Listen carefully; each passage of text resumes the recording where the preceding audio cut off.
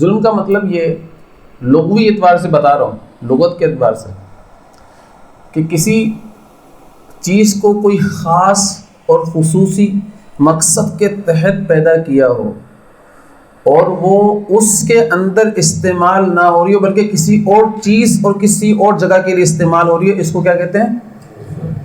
ظلم کہتے ہیں۔ اب اگر میرا یہ جو ہاتھ ہے، اس ہاتھ سے مجھے اللہ تعالیٰ کی ذات کے حکم کو فالو کرنا ہے، یہ ہاتھ میرا اللہ کی نافرمانی میں استعمال ہو رہا ہے، یہ ظلم ہے۔ یہ میرا دل، میں نے کینہ سے، بغض سے، عداوت سے، حسد سے، کبر سے اور دل کے جتنے بھی گناہ ہیں ان سب سے پاک کرنا تھا، اس کے اندر توکل پیدا کرنا تھا، اس کے اندر یقین پیدا کرنا تھا۔ یہ یقین کے لیے بنا ہے، یہ توکل کے لیے بنا ہے، یہ ایمان کے لیے بنا ہے، یہ حضور صلی اللہ علیہ وسلم کی محبت کے لیے بنا ہے، یہ صحابہ کرام کی محبت کے لیے بنا ہے، یہ ان کی تجلیات کو لٹنے کے لیے بنا ہے، اس کے اندر ان کی تجلیات اور فیوزات جمع ہونے تھی۔ میں اس دل کو اس لیے استعمال نہیں کرتا بلکہ کسی اور چیز کے لیے استعمال کرتا ہوں، اس دل کے ساتھ ظلم کر رہا ہوں میں، یہ دل کا ظلم ہے۔ ایسے ہی سارے اعضاء اگر میرے اللہ تعالیٰ کی ذات نے جس مقصد کے تحت پیدا کیے ہیں اس میں استعمال نہیں ہو رہے، کسی اور چیز میں استعمال ہو رہے ہیں، یہ ظلم ہے۔ بھائی سمجھ میں آ رہی ہے؟ یہ کان ہے، یہ کان اللہ تعالیٰ کی تلاوت کے لیے استعمال ہونے تھے نا، ٹھیک ہے نا؟ اب یہ کانوں سے میں غیبتیں سن رہا ہوں تو یہ کانوں کا ظلم ہے، اور انہی کانوں سے میں گانے سن رہا ہوں تو یہ کیا ہے؟ یہ کانوں کا ظلم ہے۔ ایک صاحب نے مجھ سے سوال کیا، آج پوچھا مجھ سے، صحیح ہے نا، کہ بھائی گانوں کے بارے میں کوئی حدیث بتا دیں، صحیح ہے کہ گانے سننا جائز نہیں ہے، حرام ہے۔ یہ تو آج کے دور کے اندر اتنے فتنہ ہے کہ میں بتا نہیں سکتا۔ وہ کسی بھی طریقے سے قرآن کے اندر تحریف کرنا چاہتے ہیں، احادیث کے اندر تحریف کرنا چاہتے ہیں، اطیع اللہ و اطیع الرسول کے اندر تحریف کرنا چاہتے ہیں، وہ اللہ کی اطاعت اور اللہ کے رسول کی اطاعت کے اندر تحریف کرنا چاہتے ہیں، اور تحریف کرنے والے کو اتنے کلاسیکل اسٹائل کے اندر تحریف کر رہے ہیں کہ پتہ بھی نہیں چل رہا، پتہ بھی نہیں چل رہا۔ کیوں؟ کیونکہ وہ آپ کے نفسانی خواہشات کے اوپر جا کر آپ سے بات کر رہے ہوتے ہیں، آپ بولتے ہیں یار یہ تو ہمیں ملا نے کیا پڑھایا پوری زندگی، ہمارے کو تو ملا نے تباہ کر رکھ دیا، یار آج تم نے صحیح دین سمجھایا، کیونکہ اس کی نفسانی خواہشات کے مطابق تھا وہ۔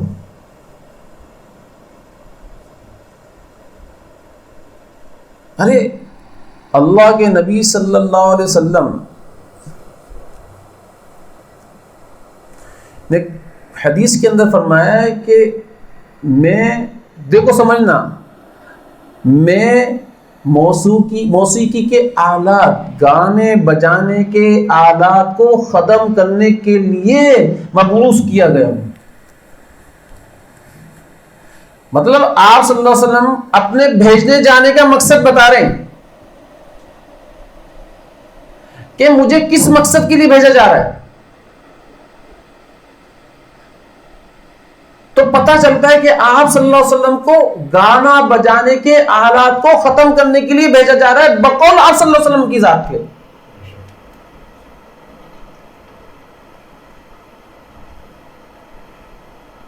پھر دوسری حدیث، الغنا ينبت النفاق فی القلب کما ينبت الماء الزر، کہ گانا دل کے اندر نفاق پیدا کرتا ہے، نفاق، جیسے کہ پانی سے کھیتی اگتی ہے، ایسے گانے سے دل کے اندر نفاق اگنا شروع ہو جاتا ہے۔ یہ آپ صلی اللہ علیہ وسلم فرمائے، واضح حدیث ہے، واضح مستند حدیث ہے۔ پھر اس حدیث کے ہوتے ہوئے کہاں سے گانا سننا جائز ہو جائے گا، حلال ہو جائے گا؟ بتاؤ تو صحیح بھائی۔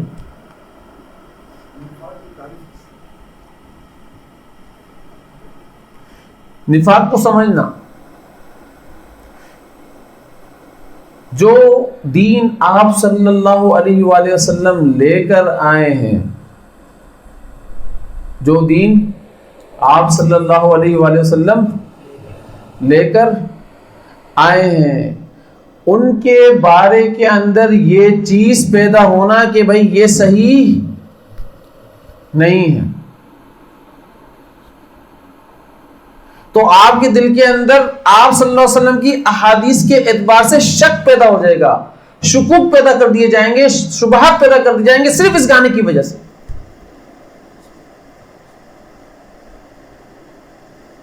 آپ دو سائیڈ ہو جاؤ گے، آپ کا اندر کا کچھ اور ہوگا، باہر کچھ اور ہوگے، آپ کا ظاہر کچھ اور ہوگا، باطن کچھ اور ہوگا۔ باطن کے اندر آپ کفر کے اندر ہوگے اور ظاہر کے اندر آپ مسلمان کے اندر ہوگے، اس کو نفاق کہتے ہیں کہ آپ کی قلب کی ساری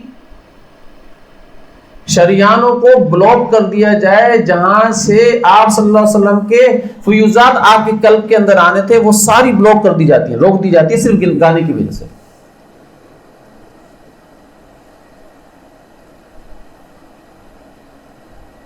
پھر بولتے ہیں کہ موسیقی کی آلت حلال ہے۔ کیسے حلال؟ بھائی ایک حدیث کے اندر آتا ہے، بخاری شریف کے حدیث، کہ آپ صلی اللہ علیہ وسلم نے ایک چند لڑکیوں کو دیکھا تھا، بچیاں تھی چھوٹی، اور وہ صحابہ کرام رضوان اللہ علیہ اجمعین کی بچیاں تھیں، نابالغ تھیں، اور وہ چند اشعار پڑھ رہی تھیں، اور ان کے ہاتھ میں دف تھا، ڈھول نہیں تھا، دف تھا۔ ایک طرف برتن ہوتا ہے تو ایک طرف چمڑا ہوتا ہے، اس کو دف کہتے ہیں۔ ہماری دف کیا ہوتی ہے؟ ان میں بہت ساری چیزیں بجنے والی لگی ہوئی ہوتی ہیں، سمجھ رہے ہو میری بات؟ سمجھ رہے ہیں آپ میری بات کو؟ اور ڈھول کیا ہوتا ہے؟ دونوں طرف چمڑا ہوتا ہے، صحیح ہے نا؟ تو دف تھا، اور وہ دف کے اندر اشعار بھی ایسے پڑھ رہی تھیں کہ جن اشعار کے اندر کوئی گناہ نہیں تھا، اور وہ اشعار بھی صحابہ کرام کی بیٹیاں پڑھ رہی تھی، باہر سے گانے والے منگا کر نہیں پڑھائے جا رہے تھے، مغنیہ کو نہیں بلایا گیا تھا بھائی۔ اس کے باوجود آپ صلی اللہ علیہ وسلم نے ان سے چہرہ موڑ لیا تھا اور اپنے سر مبارک کے اوپر کپڑا ڈال دیا تھا، اچھا نہیں لگا تھا آپ صلی اللہ علیہ وسلم کے ساتھ۔ بچیاں تھیں، پڑھ رہی تھی وہ بچیاں، پھر اس کے بعد آپ صلی اللہ علیہ وسلم کا یہ رویہ تھا۔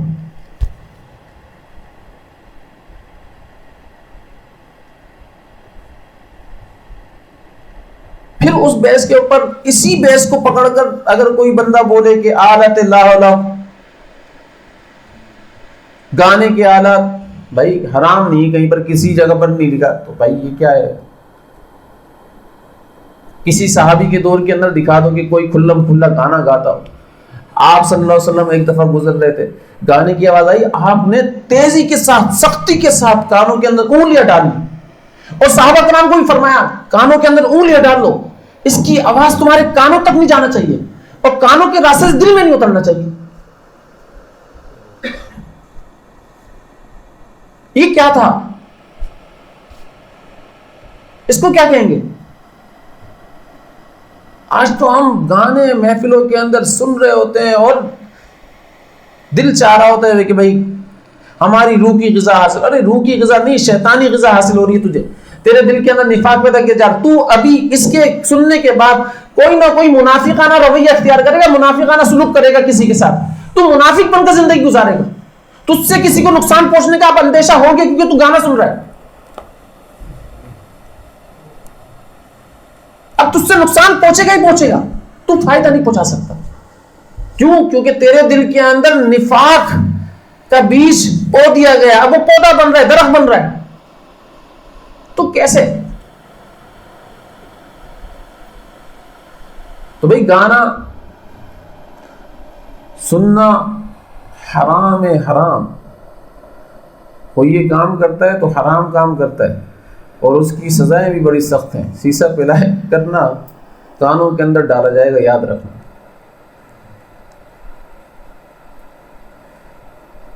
اس لیے توبہ کر لو یار، اس سے توبہ کرو گے نہیں کرو گے؟ گانے نہیں سنو، کیا سنو گے؟ قرأت سن لو، اللہ کے نبی صلی اللہ علیہ وسلم کی بات کو سن لو، صحیح ہے نا؟ بحث کس بات پر ہو رہی ہے؟ گندگی کے اوپر. وَمِنَ النَّاسِ مَن يَشْتَرِي لَهْوَ الْحَدِيثِ لِيُضِلَّ عَن سَبِيلِ اللَّهِ بِغَيْرِ عِلْمٍ وَيَتَّخِذُهَا هُزُوًا. یہ قرآن شریف کی آیت ہے اور اس کی تفسیر کے اندر مفسرین حضرات فرماتے ہیں وَمِنَ النَّاسِ مَن يَشْتَرِي لَهْوَ الْحَدِيثِ. لہو الحدیث سے گانے کے لہو اور آلات ہیں کہ اللہ تعالیٰ کی ذات نے منع فرمایا کہ کچھ لوگ تم میں سے ایسے ہیں جو گانے کے آلات کو خریدتے ہیں. کس لیے خریدتے ہیں؟ لیضل عن سبیل اللہ، تاکہ لوگوں کو اللہ کے راستے سے گمراہ کر سکیں. وَيَتَّخِذُوهَا هُزُوًا، اور وہ اللہ تعالیٰ کی ذات سے مذاق کرتے ہیں اس بارے میں. تو اللہ تعالیٰ آگے فرمانے ان کے لیے ذلت بنا عذاب قیامت کے اندر، ذلت بنا عذاب. اس لیے بھائی گانے کے معاملے میں تھوڑا سا احتیاط کرو. یہ کانوں کا ظلم ہے جو میں اور آپ کرتے ہیں. غیبت سے اندر کا ایمان ختم. جیسے ہی آپ نے کسی بھائی کی غیبت سنی یا کری، آپ کے اندر کا ایمان ختم کر دیا جائے گا. یہ اس غیبت کا اثر ہے، یہ یاد رکھنا. کیونکہ آپ صلی اللہ علیہ وسلم نے فرمایا تھا غیبت سننے والوں کے اوپر، آپ صلی اللہ علیہ وسلم کی بات بتا رہا ہوں کہ یہ وہ لوگ ہیں جن کی زبان پر تو ایمان ہے لیکن دل کے اندر ایمان نہیں ہے. جو غیبت سنتے ہیں اور غیبت کر رہے ہوتے ہیں اور بڑے مزے سے کرتے ہیں. یار میں تو ایک بات بتا رہا ہوں ان کی، یار میں تو کوئی صحیح بات بتا رہا ہوں، سچی بات بتا رہا ہوں تاکہ اور لوگوں کو ظلم سے اور لوگوں کو دھوکے سے بچایا جا سکے. ارے تیری نیت، تیرے دل کے حالات اللہ تعالیٰ بہت اچھے طریقے سے جانتے ہیں. تو کس لیے بتا رہا ہے؟ تو اس کو ذلیل کرنے کے لیے بتا رہا ہے. تو یاد رکھیو بڑھے گا نہیں جب تک تجھے اللہ ذلیل نہ کرے. یہ آپ صلی اللہ علیہ وسلم کی وعید بتا رہا ہوں میں آپ کو. یہ اس وقت تک نہیں مرے گا جب تک اللہ اس کو اس دنیا کے اندر ذلیل نہ کر دے. یہ دنیا کے اندر کا عذاب ہے کہ کسی مسلمان بھائی کی عزت کو اس نے نیلام کیا تھا. تو مسلمان بھائی کی عزت عام بات ہے کیا؟ اس کو نیلام کرنا، اس کو سرے بازار ننگا کرنا عام بات ہے کیا؟ اللہ نہیں چھوڑیں گے، اللہ نہیں چھوڑیں گے، میں آپ کو بتا رہا ہوں. اس لیے غیبت سے بھی پرہیز کرو، پھر دل کے گناہ سے بھی اپنے. دیکھو یہ گانے کا گناہ کیا ہے؟ دل کے اندر اثر کر رہا ہے. نفاق کہاں پیدا کر رہا ہے؟ دل کے اندر پیدا کر رہا ہے نا. اس کا مطلب کیا ہے کہ جب بھی کوئی برائی کی بات سنائی جائے گی تو دل کے اندر اثر کرے گی، جب بھی کوئی اچھی بات سنی جائے گی وہ دل کے اندر اثر کرے گی. تو یہاں پر فرمایا جا رہا ہے کہ بھائی اللہ تعالی کوئی بد ہوگا تو اس کو اسی بدی کی وجہ سے عذاب دیں گے، اس کی بدی کی وجہ سے عذاب. کوئی نیک ہوگا تو اس کی نیکی کی وجہ سے اللہ اس کو ثواب دیں گے. اب بدی کے اوپر اگر اللہ تعالیٰ عذاب دے رہے ہیں تو یہ عدل کا تقاضا ہے، ظلم کا تقاضا نہیں ہے. اس لیے ظالم ہو نہیں سکتے اللہ تعالیٰ. سمجھ کے میری بات؟ یہ عدل فرما رہے ہیں اللہ تعالیٰ. جب کسی کو عذاب ہی نہیں ہے، ظلم جیسا بھی کرتا رہے وہ، اس کو اس بات پر عذاب ہی نہیں ہے، تو پھر عدل ہوا، عدل کا تقاضا قائم ہوا. تو بھئی عدل کا تقاضا کیا ہے؟ کہ کافر جو کفر کی حالت میں مر رہا ہے اس کو عذاب دینا اللہ تعالیٰ کی ذات کا عدل کا تقاضا ہے. یہ اس پر کوئی ظلم نہیں ہے، اس کافر کے اوپر ظلم نہیں ہے. مانا کیوں نہیں؟ ساری ٹیکنالوجی کے اوپر عمل کر لیا تو نے، ساری ٹیکنالوجی کھود کھود کر نکال لی تو نے، لیکن نہیں نکالا تو ایمان کی ٹیکنالوجی کو نہیں نکالا، ایمان کی ٹیکنالوجی کو نہیں پایا تو نے. باقی سب پر تحقیق کر لی تو نے، ایمان کی ٹیکنالوجی پر تحقیق نہیں کی تو نے. تو یہ ظلم نہیں کیا تو نے. اس ظلم کے اوپر اللہ تعالیٰ تجھے پکڑیں گے، تجھے عذاب دیں گے، تو یہ اللہ تعالیٰ کے عدل کا تقاضا ہے، یہ ظلم کا تقاضا نہیں.